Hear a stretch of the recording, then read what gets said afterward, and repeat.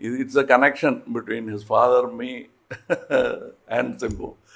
அவருக்கு இவர் எப்படி பழகுவாரோ எங்கிட்ட, ஏன்னா அடுத்த ஜென்ரேஷன். அவங்க அப்பா வந்து ரொம்ப என்னை பிடிக்குங்கிறத விட பாசம். ஏதாவது எனக்கு ஒன்றுன்னா வந்து என் சட்டையை நனைச்சிட்டு போயிடுவார். நிஜமாவே நெஞ்சில் சாஞ்சு அழுதுருவார் எனக்கு ஏதாவது ஒன்றுன்னா. ஸோ அது ஒரு ஜென்ரேஷன். இவர் எப்படி இருப்பாரோ அப்படின்னா பாசத்தில் இவர் வந்து அவர் 8 அடின்னா இவர் 16 அடி பண்ணியிருக்காரு.